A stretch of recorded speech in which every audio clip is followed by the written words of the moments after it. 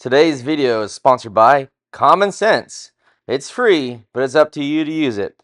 Remember, what you don't know can still kill you.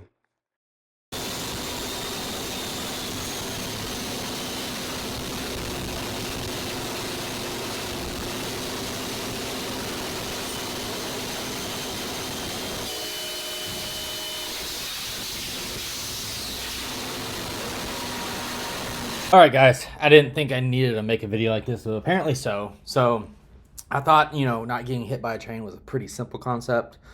Apparently I was wrong.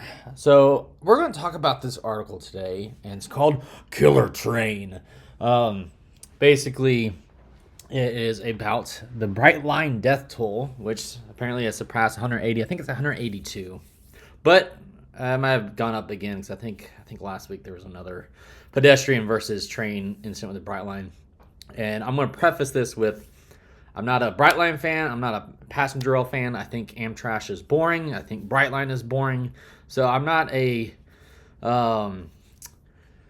fanboy trying to just stick up for Brightline, but I am going to defend them today. But I said that just because I'm trying to be objective.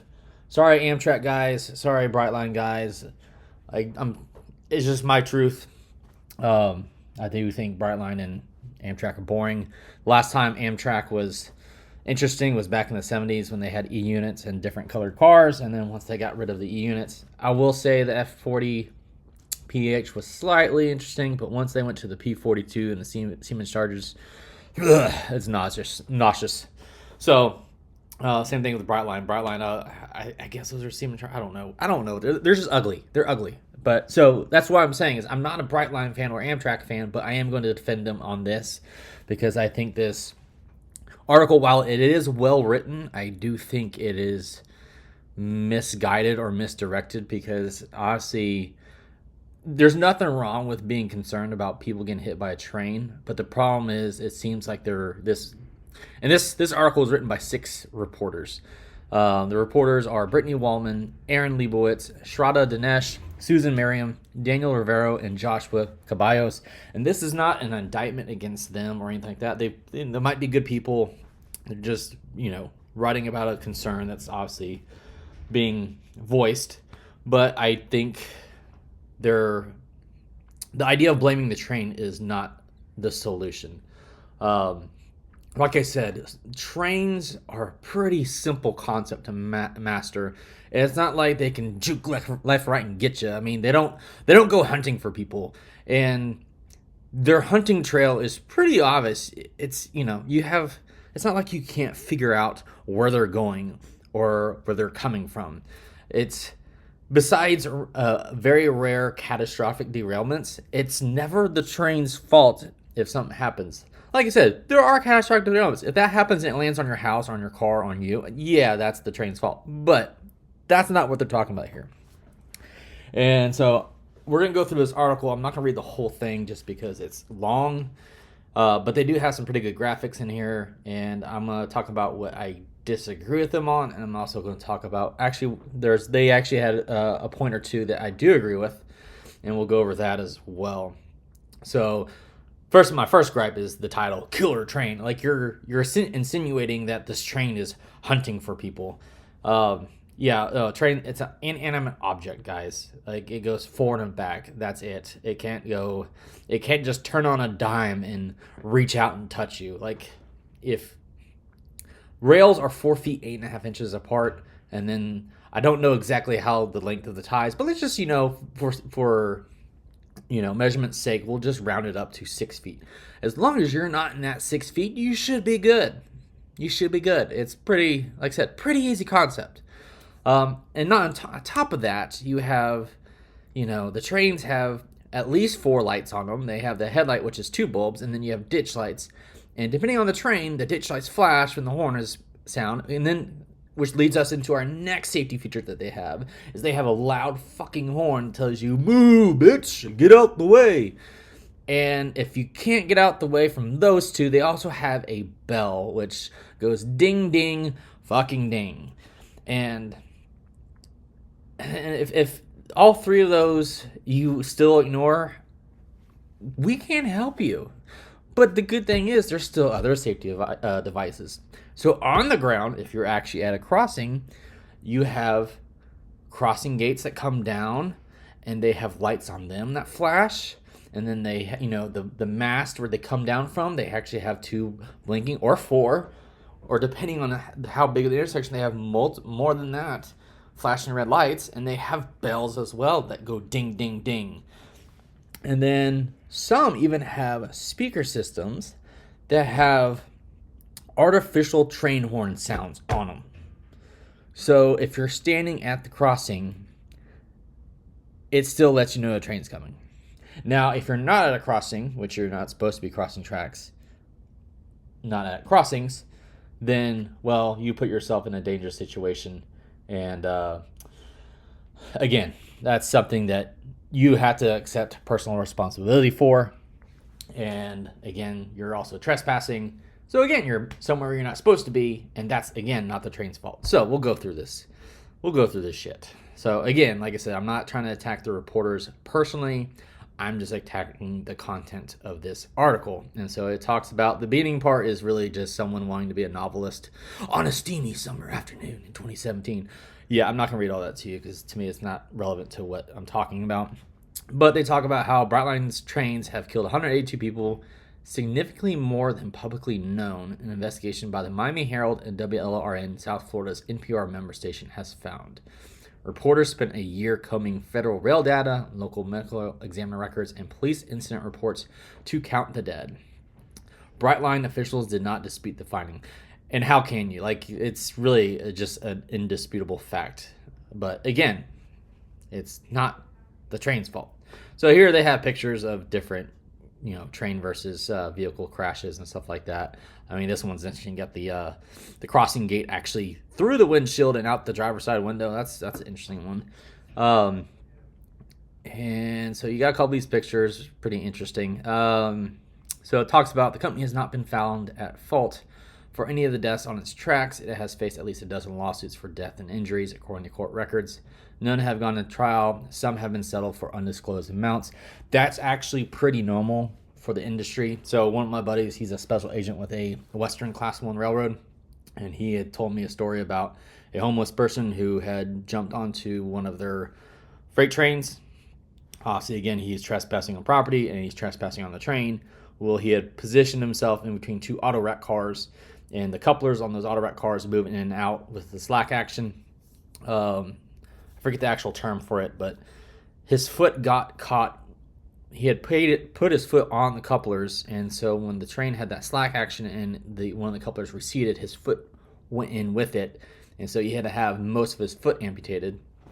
And so even though he broke the law by trespassing on the property and onto the train, the railroad still sent out a special agent and I think a risk management representative, and they wrote a check to him for $5,000, basically saying he can't sue them, this and that.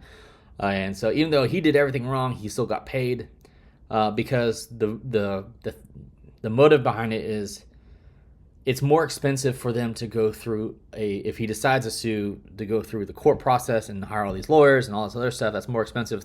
So even though he was in the wrong, he still got a $5,000 check. So just because they say there's a settlement doesn't mean they're guilty or anything like that. Sometimes they do it just to actually save money in the long run. So they talk about Michael, I don't know how to pronounce that. It's Lefebvre or Lefavre. I don't know, because I know Brett Favre, his R is after the V, so I don't know how it's Favre. But anyways, tangent. Brightline's vice president of operations reiterated what the company has been saying for years, that the deaths were self-inflicted. These incidents are tragic and avoidable. More than half have been confirmed or suspected suicide, intentional acts of self-harm. All have been the result of illegal, deliberate, and oftentimes reckless behavior by people putting themselves in harm's way, which is what I was saying. He goes on to say it impacts our guests who count on Brightline to get them to work, the theme parks, or special events. Brightline officials say the company has gone to great lengths to warn the public about the dangers of the train, has pushed for stricter enforcement against trespassers and motorists who maneuver around gates. The company has been a leader in the industry on safety initiatives related to education, enforcement, engineering. Now, the article is saying the initiatives didn't work. Last year, after Brightline extended service through Treasure Coast to Orlando, 49 people died by the train, the highest number yet. Most of the deaths, 34 of the 49, occurred in Palm Beach, Broward, and Miami-Dade counties, which, for those of you who are not familiar with Florida or from Florida, that part of Florida is actually where most of the state's population resides.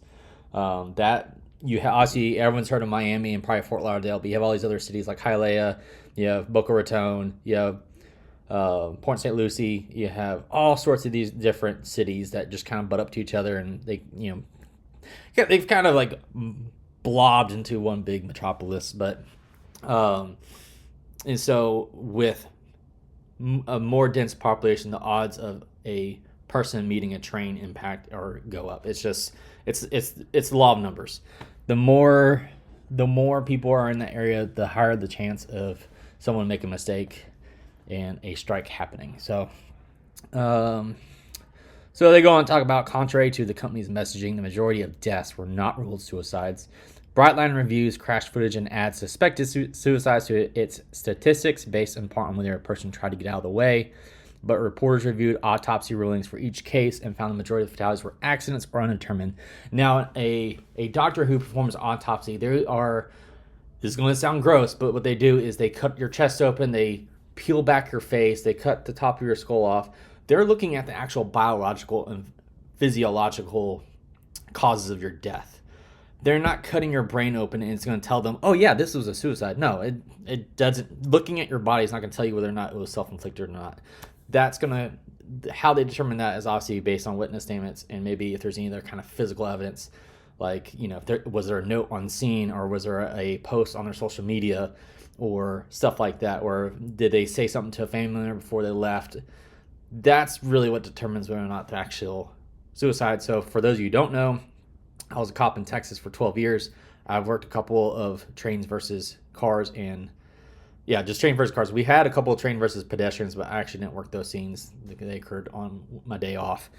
But I've had one where we think it was a suicide based on when I interviewed the crew and what other people, like there was another car that said, hey, she was stopped and she was looking at the train. Now, that doesn't necessarily mean it was suicidal. Some people, it goes to the flight or fight response.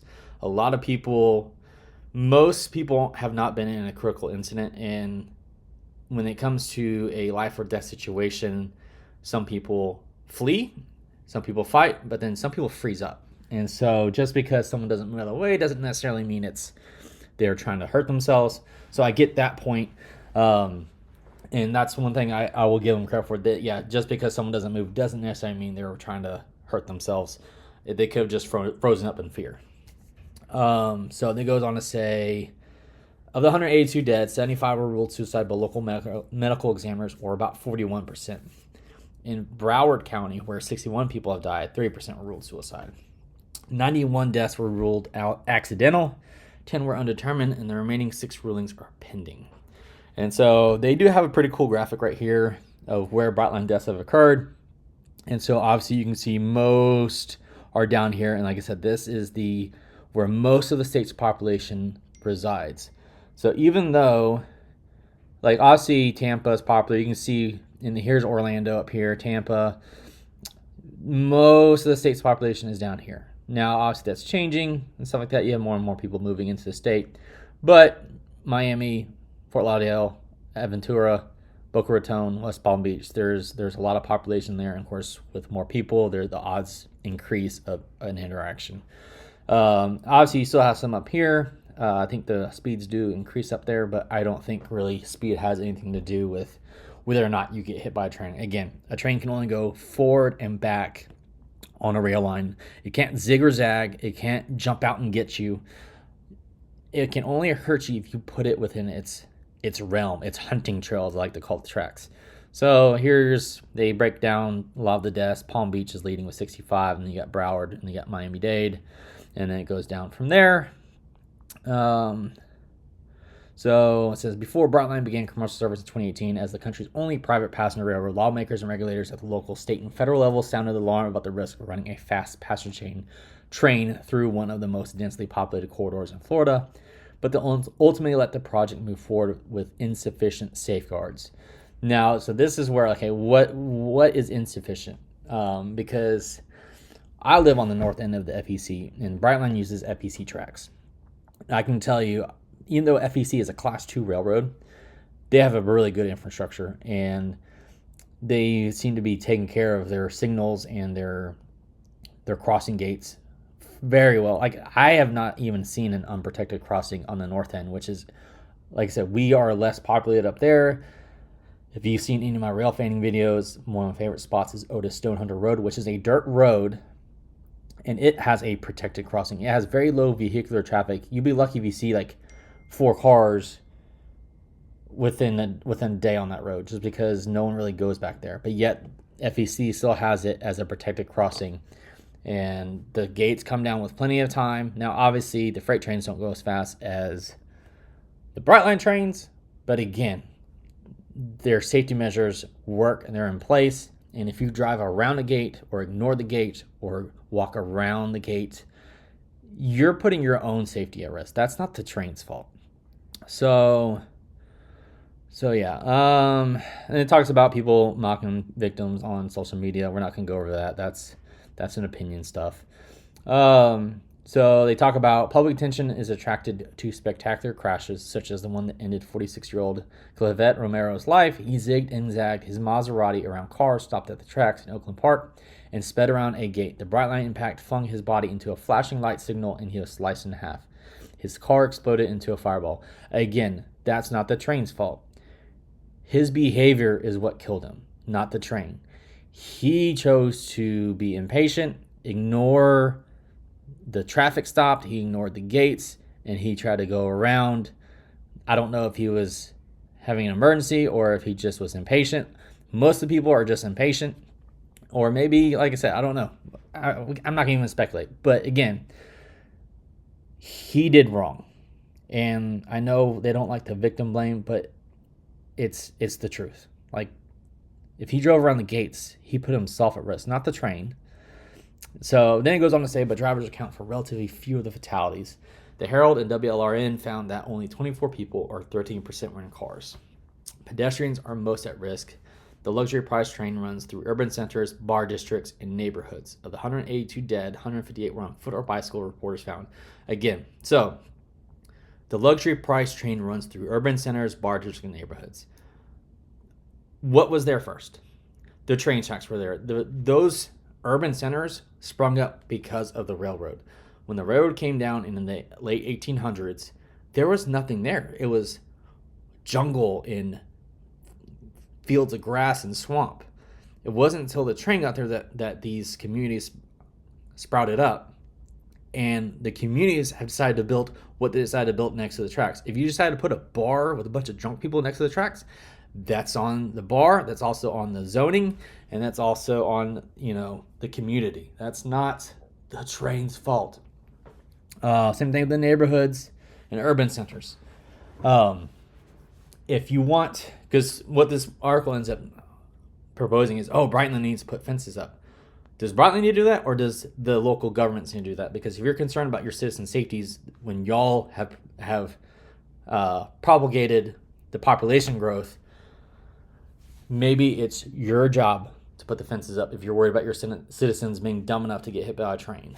So it says about 60% of those who died weren't at crossings, so they're trespassing, according to federal data. Many didn't navigate around down gates or see lights flashing. Official report after official report accounts of people noticing the Brightline moments before it killed them. Again, okay, so this goes back to personal responsibility and accountability. First of all, you should only be crossing at the crossings. If you're not, you're trespassing, you're breaking the law. And if you are going to, I'm not going to advocate for doing it, but if you are going to do it, didn't your parents teach you to look both ways before crossing the road? How's a railroad any different? Look left, look right. Like I said, trains have headlights on all the time. And and most of them, at least on the East Coast, if they blow their horn, the ditch lights flash. So there's a visual stimulant to let you know, hey, there's something coming. And that's the reason why they do flashing ditch lights, is because your eye will pick it up better. That's why fire trucks and police cars have flashing lights, because steady lights aren't as visible as flashing lights. The flashing lights is a stimulant for your eye. So, like I said, it's an extra safety feature. Let's see here. It talks about one from Ukraine. Now it talks about the most dangerous train, and they give you the railroad, the miles traveled per million, the deaths, and then of course the death rate. They average it out. Brightline's at the top with 6.6 million miles traveled with 163 deaths, but obviously this is probably before. This might be last year's stats, so I think they're, like I said, they're at 182 now, but 24.55 is their death rate. And, Tri-Rail, which I think is down in Miami as well, and Sunrail, which is also Florida, is all in there. You got a lot of them from California, stuff like that. So, and then it talks about the 125 miles per hour limits says trains that travel above 125 are subject to mandatory safeguards requiring that the tracks be separated from roads and have no traffic crossings. By keeping its speed under 125 along most of the route, Brightline is allowed to run at street level without fencing or separation from pedestrians and cars. So again, Brightline is following the rules set by the federal government. The section where it does run above 125, which is the new section between Cocoa and Orlando, is fenced off, and so they're abiding by the rules that they're supposed to be abiding by. They're not doing anything negligent. It says the trains reach 79 miles an hour between Miami and West Palm Beach, and 110 farther north to Cocoa. It says only the final segment to Orlando, which opened in 2023, travels at speeds up to 125. It is fenced off and inaccessible to cars and pedestrians. No one has died there. So again, like I said, Brightline is doing what they're supposed to be doing. They're following the rules that are set forth by the government. It's not that they're doing anything wrong. It's not that their train is a killer. Its problem is human behavior, and that's what I'm trying to get at with this. It says Brightline faces more danger zones than other passenger trains that travel at similar speeds. It says the Florida train runs almost entirely at street level and traverses crossings at high speeds, doesn't sound its horn along much of the route, and cuts repeatedly through high volume intersections. And this part, I think they have a point, because there are a lot of quiet zones, which the article goes over later. And the quiet zone thing, I will give them, I do agree with them on that. I do think the quiet zone thing is putting people at risk. And that's what, and like I said, again, that's not the train's fault. That is the local Karens complaining about them not doing their thorough research and buying a house next to the tracks and then complaining that it's noisy. Okay, if you don't like the train noises, move somewhere else. The train was there first. And if you don't like the train horns, sell your house and move somewhere where you're not so close to the tracks. But the problem is you have a bunch of entitled people that like to move next to the train tracks and then complain about the train horn. Like when I was in Texas, we had a rich hoity-toity neighbor that liked that. They built a luxury neighborhood right next to the train tracks, and then everyone complained about the train blowing its horn at the crossings. And the train tracks were there first. Now, what they did, they ended up building a bridge over the train tracks and got rid of the at-grade crossing. But they spent their own money on it. Power to them for that. But the problem I have with this article is they insinuate that Brightline has to pay for the fencing and stuff like that, which Brightline has already $500 million in the hole. They poured a $500 million loss last year because, let's face it, most people don't ride passenger trains. Our culture has kind of moved away from it, and this is nothing to dig at passenger trains. It's a good idea. The problem is, as a culture, we've kind of moved away ever since the rise of the automobile in the 50s and 60s, once cars became more of an everyday item and more affordable. People can go travel where they want to at their own time frame. And that's why a lot of the actual freight roads got rid of their passenger service, because they just weren't profitable. And that's why Amtrak came to existence, because the government wanted to keep the service alive, but the freight railroads were taking losses on passenger trains. And so that's why Amtrak is a government-funded railroad, is because that's the only way it can still exist, because most people don't want to ride passenger trains. They have their own thing. And and of course you're limited to where you can go. You can't, if you want to go to some tiny town that doesn't have a train tracks in it, you can't take the Amtrak there or whatever. But again, that's a rant for a different video. But yeah, you want FEC or Brightline to pay for fences for a problem that they didn't cause. Like I said, to me, the whole issue is a human behavior issue, not a train issue. So here's some other good graphics they have. So reporters compared Brightline with 5 other passenger trains, the 3 next deadliest per million miles traveled, and 2 Amtrak routes that Brightline officials have cited as comparable. So you go in here and they talk about more than half of Brightline's crossings are within quiet zones, including the vast majority in South Florida. Other trains that run through urban areas sound their horns at most of their crossings. And so here it shows all the quiet zones. And I like I said, I do think they have a point here. But that, again, it goes back to that's a city and local government problem. The city and local governments basically need to tell the local Karens to fuck off. And now, quiet zones don't prohibit a train from sounding their horn if they do see someone on the tracks. So if someone's on the tracks, the train's still going to sound its horn. So it's kind of a moot point. But obviously, if a train's only sounding its horn once it sees you, at that point, it may be too late. At least if it's sounding its horn at every crossing, you can hear it coming from a distance. So if someone is near the crossing and they hear it from a couple crossings away, that might give them time to get out the way. So I do think the quiet zone thing in this article does have a point. I think they have a solid point on that. And then here it talks about the crossings and the speeds. All these dark dots are the percentage of crossings where the speed is above 60 miles an hour. So keep going, talking about exposure, percentage of crossings with high exposure. Again, down here where it's heavily populated, you're going to have obviously a lot more exposure. But even up here, it's pretty populated because you got Cape Canaveral right up here. And then once you get further south, a lot of people like the warm weather and the nice beaches and stuff like that. So you had more people moving down there. And here's talking about 96% of Brightline's crossings are at grade, and here's all the grade crossings at grade. Like I said, another good illustration. Like I said, the article's not totally bad. I just think their blame is misdirected.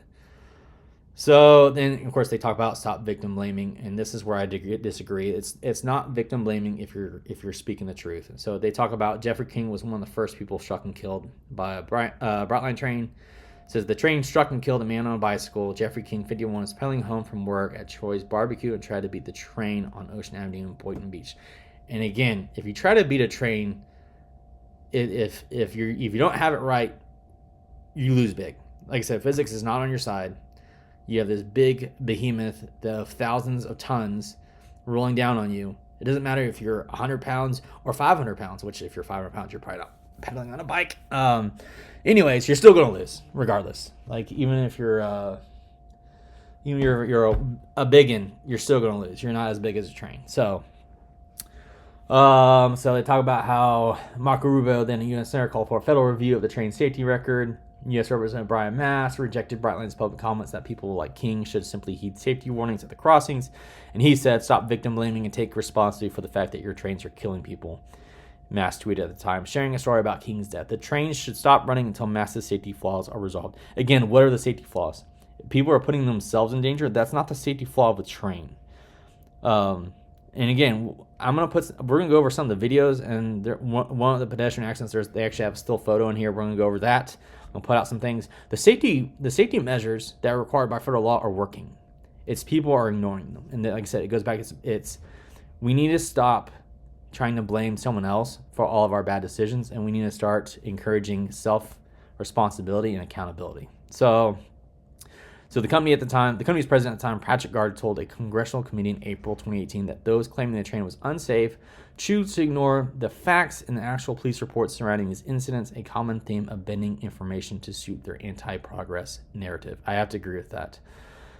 Every person who has died on a railroad has either chosen to end their lives or been under the influence of drugs. And again, if you're putting a bar next to the train tracks where people lose their mental and physical faculties due to the introduction of a substance like alcohol, that's still not the train's fault. That's that person or that establishment increasing the risk. The train is an inanimate object. It can only go forward and backward. It can't go side to side or avoid a collision rapidly. A person can move rapidly in a 360-degree circle. So they can stop something. They can do whatever they need to do to get out of the way. A train can't do that. It's stuck on rails, and unless there's a catastrophic failure where it derails, which, like I said, that's a special circumstance. Other than that, it's usually the person's fault. And like I said, it's not victim blaming. It's just the truth. This is the unfortunate truth. And the truth doesn't care about your feelings. So it says, 2 of the 6 deaths by then were ruled suicides. The rest of the victims tested positive for drugs, but it's unclear whether they played any role in their deaths. I can get that, because just because you have alcohol in your system or drugs in your system doesn't mean that was the reason why you died. Like, it can affect your decision-making ability, but some people can handle their alcohol better than others. But I do think that it does have a play, because it can affect your decision-making. But each person is different. It's hard to tell. I've seen people who have been under the statutory limit but have lost their faculties, but I've also seen people who are twice legal limit who appear fine. Everyone's different. Alcoholics can handle their alcohol much better than non-alcoholics, obviously. Their body is used to it. Let's see here. I'm trying to do this not taking too long. So here it talks about Randy Johansson, a 62-year-old whose gruesome death last year occurred at the Barefoot Boulevard Railroad crossing in Miko, north of Vero Beach. Johansson, it talks about his typical day. This is him, and like I said, it's tragic any person dies. And what's sad about this is he is deaf, and so he can't hear the audible warnings or anything like that. However, just because he's deaf, his eyes still work, and I'm not trying to dig on him because he's got a disability. I have a disability. I am blind in my left eye. I have to turn my head more than most people to keep my situational awareness around. But let's look at this picture. This is right before he is struck. And so, yes, he can't hear, but he can see. And you can see this gate's down, this gate's down, this gate's down, and likely there's another gate over here. This is a 4-gate intersection. So you had to walk past one set of warning devices that have visual stimulants, like the red flashing lights, along with the gates that have the flashing lights on them. And then I can't tell in this picture if the sidewalk has their own or not, but regardless, he had to walk past a safety measure that was flashing. And again, like I said, it's don't wish this on him. It's a tragedy, but again, if you walk past safety things, that's not really on the train. And you can put up all the fences and all the safety gates in the world, people will still find a way around them if they're impatient or they choose to ignore it. You will never be able to overcome determined human behavior. And I can tell you that just from my experience in law enforcement. It's people are going to do what they do. They'll cut through fences, they'll climb fences, they'll go under the gates. You'll see, like I said, we'll go through videos. I don't want to beat a dead horse. And like I said, it's sad because he was deaf, and honestly, it's you don't want to see anybody die. But in all these situations, there's a common thing where someone ignores either a safety device or they're doing something they're not supposed to be doing, is what I'm getting at. So like Danny Black, a photographer, was crossing train tracks in North Miami in the fall of 2023 when he was hit by a Brightline train. The train conductor told police that Black, 55, was wearing headphones and never looked up or seemed to know that the train was approaching. Black's home was a few blocks away. He was walking east to an area with restaurants and Publix. And for those who don't know, Publix is a grocery store. He had taken up jogging to lose weight, blah, blah, blah. And so it goes on to a neighborhood road abuts track, and a path through the grass shows Black wasn't the first to trespass. Keyword. Trespass in a location where there was no official crossing. Brightline tracks run near schools, parks, and neighborhoods. Homeless camps have sprung up. Well-worn trespassing paths are evident throughout the route. Again, that's not the train's fault. For Black, using the official crossing would have added several blocks to his trek, but again, it would have saved his life, most likely. In one cul-de-sac in Palm Beach Gardens, pedestrians trying to get to a neighborhood mall would have to take a 1.5-mile detour to get to the nearest official crossing. And of course, this person says, if anything else killed that many people, they would take it away. But again, it's not the train's fault. Like, they have safety measures in place. People are doing what they're not supposed to be doing and putting themselves in danger. So it's, like I said, to me, this is stuff like this is misleading. And I get they're emotional because they lost a loved one. I get that. Like, no one wants to hear that, hey, your loved one did something dangerous and put themselves in that risk. No one wants to hear that. But it's the unfortunate truth. So they do mention, even if there's a well-worn path, walking onto the tracks if you're not an official crossing is trespassing in Florida, which is a misdemeanor. So they put that in there. Brightline officials emphasized that people such as Black were breaking the law. And unfortunately, yes, he was. The other thing was he was also wearing headphones. And that's another thing we have to bring up. So with society nowadays, we have so many devices that distract us from what's going on around us. You have your cell phone. You have headphones. You have the little earbuds. You have your smartwatches. Now you have AI glasses that have stuff that goes across the screens of your lenses. You have the VR goggles. We have so many devices that keep us from paying attention to what's around us. And that's, like I said, it goes back to you're the utmost person responsible for your own safety, and you have to keep your situational awareness around you. And so you have people that are walking around glued to their phone, watching YouTube videos or Instagram posts or TikTok videos, or making YouTube videos or TikTok posts or Instagram videos, and not paying attention to what's going around them. And so, like I said, obviously, I'm a runner. I wear headphones. But if you're going to be running and wearing headphones and you're going to be crossing train tracks, you need to take the step of being extra vigilant, of looking both ways, and using your brain housing group to keep yourself safe. And again, like I said, so obviously with the headphones on, he took away the audible warning systems of the train, like the horn and the bell. And again, he wasn't crossing in a crossing, so there was no bells or gates or anything for them to do that. And so obviously he failed to look both ways. Again, a human behavior issue. So then they talk about the FEC freight trains, which travel at slower speeds, which have killed 132 people in the same time frame as Brightline has killed 182 people, which to me, this kind of negates their whole argument of, oh, it's because it's going so fast. The FEC freight trains, while they do haul ass in some parts of the system, like where I'm at, they don't go as fast as Brightline. And so if people are also getting killed by the freight trains, to me, I don't think it's a speed issue. It's a people issue. I don't know what their speed is down there, but, up where I am, they go 55, 60 miles an hour, which is, it's a pretty good clip in speed. But, again, it goes back to look both ways, cross at an official crossing, abide by the warning systems. So I think, like I said, I think the speed thing, it just goes too fast, I think that's a red herring. I think you're just trying to grasp straws to blame something for something. So let's see. And I think they talk about other people, like there's another lady that she crossed at a using a footpath and not an actual crossing, and which is sad. Like, again, she was trespassing, and again, like, no one wants to see someone get killed or anything like that. But again, if you're not abiding by the rules, and the thing about FEC too, and I'll say this from experience on the north end, they have a ton of no trespassing signs all along their corridor.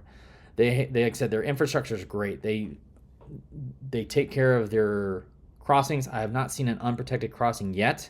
Not saying they don't have any, but if in my area, which is a rural, lightly populated area, has protected crossings at all their crossings, I guarantee you the ones down there are all protected as well. And even in St. Augustine, I'll show you one of the crossings in St. Augustine. They even have crossings for the sidewalk, stuff like that.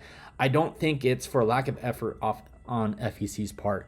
I think they're doing everything that they can within their power and reasonable to protect people. But again, people are going to do what they want to do.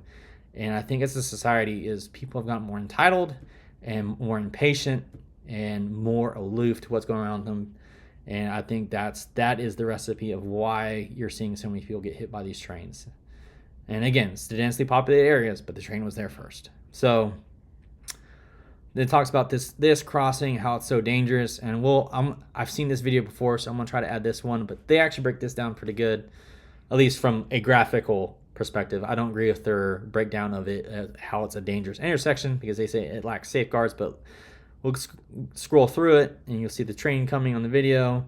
No one gets hurt in this one. Everyone bailed out. Everyone's fine. The only thing that gets demolished is the car, which that can be replaced. And so they had this pretty cool graphic. And then they talk about, it says, the crossing's location and lack of certain safety measures help explain the repeated collisions. What of the safety measures is lacking? You have a down gate here, a down gate here, lights here, lights here. They have bells, down gate here, and a down gate here. So this person had to either be sitting on the tracks, which they're not supposed to be doing, which is a Darwin move, or they had to drive around the gates, or because a lot of these four gate intersections, this gate will go down first, and this gate will go down first. No, correction. This gate will go down first, and this gate will go down first, and then these two will go down last to let people out so they can escape. I don't know how if this one operates like that, but they're talking about how this is such a dangerous intersection because most people are trying to wait right here to get onto US 1, and obviously this is a short driveway, and if this fills up, unfortunately people are dumb enough to sit right here and then they get themselves trapped. That's a human behavior problem, not a train problem. So if this is full, any person with common sense would wait here, or wait over here. But again, it goes back to people are either impatient or they're just aloof to their surroundings, or I think, oh, it's not going to happen to me. So they talk about how this intersection is dangerous and they have a little space to line up. It says the back of a car is waiting to make a right onto US 1 has to turn drivers into sitting ducks, according to a federal rail safety official. And then it talks about how, oh my gosh, there's no sidewalk here. What are pedestrians supposed to do? They can't figure this out. Oh my gosh. And it says the area between the roadway and the tracks is crushed gravel with no clear delineation of the railroad corridor. How can you not see the railroad corridor? It's pretty fucking obvious. A sidewalk does not help you establish that there's a train hunting trail right here called train tracks. Like, come on. Like you're just trying to make excuses for people's bad behavior and blame it on an inanimate object or a company that you think has money. And this is where my grinds my rail. And so they're talking about how the area is unfenced, giving pedestrians easy access to the tracks. But again, anyone can see where the train tracks are. If you choose to put yourself in that situation, that's on you. And so they talk about a homeless guy, but there really is not much information on how or why the circumstances of his death. And they go on to talk about a couple other people. Like I said, one was this Emily Noel. She was the elderly woman that she was using a footpath and not an official crossing to cross, and she got hit. She ended up stumbling, and like I said, and unfortunately it was, like it says down here, though it was technically trespassing, Noel would have to walk our way to reach an official crossing. Again, that's not an excuse for trespassing. Nothing, not to disrespect her memory or anything like that, but sometimes take the long way, guys. Take the long way to be safe. But again, don't blame, this is not the train's problem. Talk about how she loved dancing, stuff like that. Another girl was walking down the tracks. Yeah, a woman was walking between the tracks with her head down. And then, so again, she put herself in that situation. That's not a train problem. And then there's another guy who was from Ecuador who held his arms out at Deborah as if he was welcoming the train to strike him. Again, you can't. If someone has, especially if they're wanting to get hit, you can put all the safety measures in the world. They'll find a way around them. People are ingenious in the bad way sometimes. So they go on to talk about that, and this is basically the end of the article, and I'm actually kind of running out of time. But I'm going to put in some of these videos, and we're going to talk about some of these videos. We're going to go over those, because every video that I found, the person is driving around safety measures. So, again, like I said, this article is well written, but it's misdirected. So, like, this is not an indictment of the reporters. They're just doing their job. But I think they are afraid to talk about what the victims did wrong because they're afraid it's going to be construed as victim blaming. But again, like, not to disrespect any of the people that lost their lives or got injured, but you have to talk about the truth to prevent other people from doing the same thing. So, like I said, let me get the videos and we'll talk about those.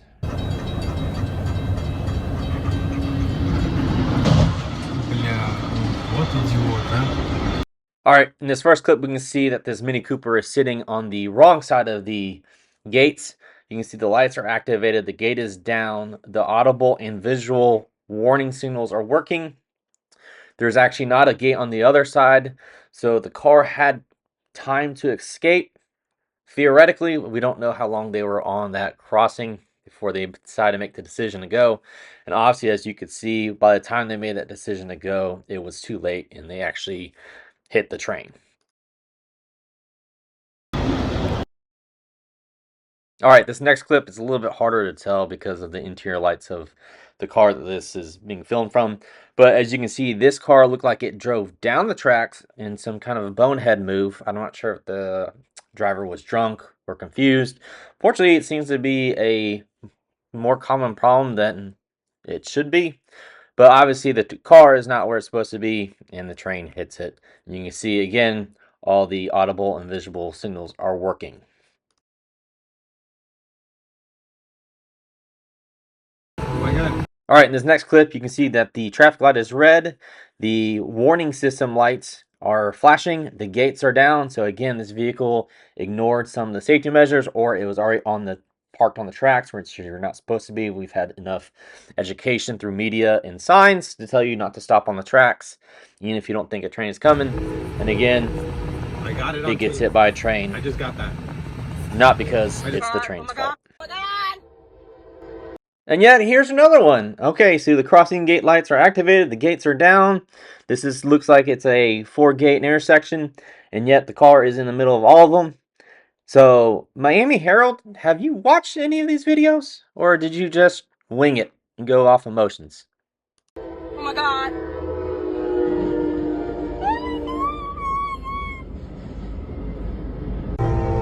Alright, here we go. Here's another one. The light is red. The crossing gate lights are on, activated. The gates are down. And again, another car where it's not supposed to be. Oh shit. Brightline strikes again. Oh. Alright, I think this is a repeat clip from one from earlier, just from a better angle, but I'm not exactly sure. So either way, again, you can see the crossing gates are down, the crossing lights are activated, and the car has driven down the tracks in the bonehead mood of the evening. And again, Brightline strikes it. Again, not its fault. So unfortunately, I think with this video, the person in this one lost her life. But again, as you can see, they come off the side road that parallels the tracks. They drive around the gates that are down and activated. And as they are going across the crossing, they get struck by the train. And unfortunately, it happens so quickly, there is nothing that the train crew can do to stop it. Silver car turns left into the crossing directly in front of the speeding train. Again, here's another one where I don't know how they got where they got. I mean, like I said, it goes back to determining human behavior is going to do what they want to do. Don't know if alcohol was involved with this one or just plain stupidity. But they either drove down the tracks or they decided to take their little Honda or Toyota or wherever the fuck that is off-roading. And well, they found an obstacle that they couldn't win against. Again, not the train's fault. So again, we have another one where it looks like a car turned down the tracks on the crossing. Which this one's even more disturbing because so again, you will not stop visual impairment from the darkness. So again, this is to me a Darwin Award. Like if you get somehow confused to drive down the tracks, like you probably shouldn't have a driver's license. And this is just a special level of stupidity right here.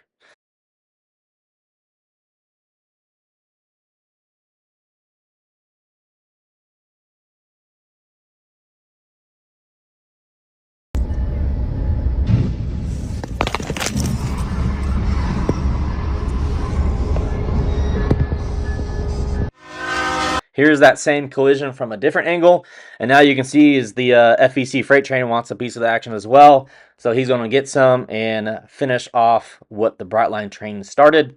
Again, not the train's fault.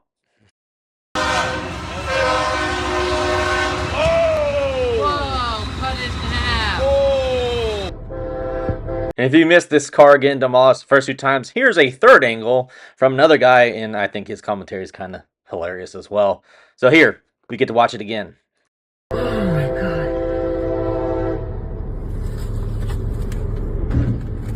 Oh, you son of a bitch, you're in the way.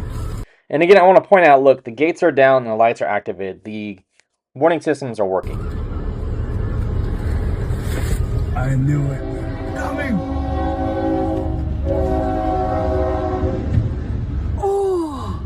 So here we have another incident that actually has multiple videos and multiple views. In this first video, you can barely see that the gate is down, but the next video will provide a clearer visualization that the gates were working, the gates were down. But I think this guy probably got there before the gates went down, and he got stuck on the tracks, which again is a human-induced error and not a train-induced error. He's gonna hit it. He's gonna hit it. Oh my God. Holy shit.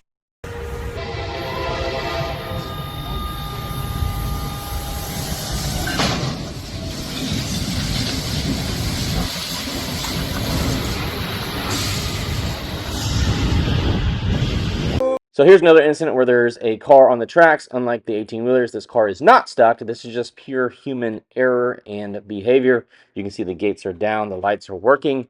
So this is not a problem with safety system. This is a problem of someone just not using the brain.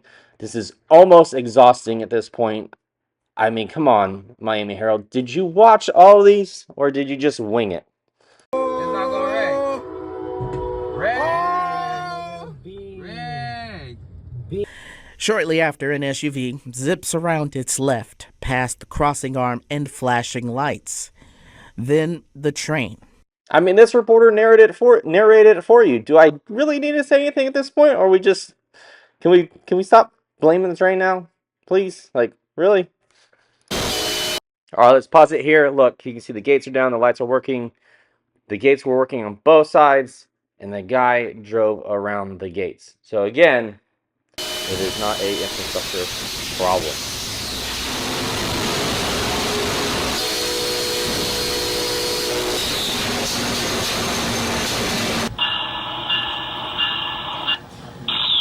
All right, so we're going to stop the clip here. I'm not going to actually show this person getting hit just because respect for that person. But again, you can see here on the left-hand side of the windshield, you can clearly see that the crossing gate is down. So that system is working. And if you look on the right-hand side, I know the pillar on the windshield blocks a lot of it, but you can actually see in that little corner, you can see there's actually a little crossing gate for the sidewalk, for the pedestrians, and for the bicyclists.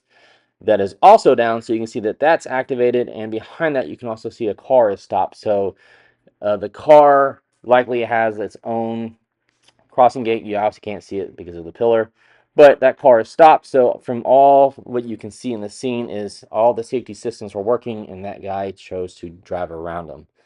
And again, you can't, if someone decides to go around something, there's nothing you can do on that. And here's another one. You can see the gate is down, cars are waiting, and this other car decides to drive around the gates and gets kissed by the train. And drives into the path of this train. There is a gate just to the right on the eastbound. And now we finally get to the clip that was profiled by the Miami the Miami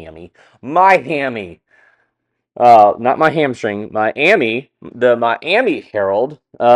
We finally get to that clip that was profiled by them in their article, which we had that cool little computer animation and stuff. The allegedly super dangerous intersection. Here it is. Again, you can see all the gates are down, the lights are activated, and they had time to get out of the vehicle, which I don't know if maybe the vehicle had a engine issue. It is a Nissan, but then again, I don't know. Maybe they were too afraid to go through the gate. I'm not exactly sure what's happened here, but it's not an infrastructure problem where the safety systems weren't working. Again, it's a human operator error, and either they had maybe an engine issue, or they were just dumb and parked on the tracks, and when the gates came down, they didn't know what to do, which goes back to your OODA loop. Observe, orient, decide, and act. It probably would have been better for them to just either back up and break the gate or drive forward and break the gate, but now they have no vehicle. So, again, it is not Brightline's fault. I'm not a Brightline fanboy. I hate defending them, but again, this is not their fault.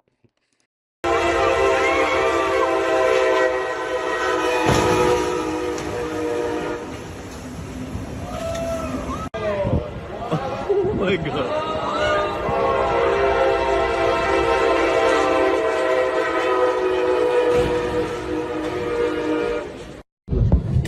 No.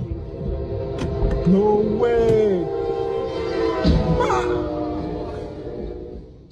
All right, so we could probably go through more clips of Brightline and really just reinforce the point that I'm trying to make, which I think I've reinforced it enough already. But remember, guys, what you don't know can kill you. So just because you're ignorant of train safety and laws and other things does not necessarily protect you from getting froggered by a train. So that being said, go out there, live your life, but be safe, be educated, don't be a dummy, and don't be an asshole. All right, thanks.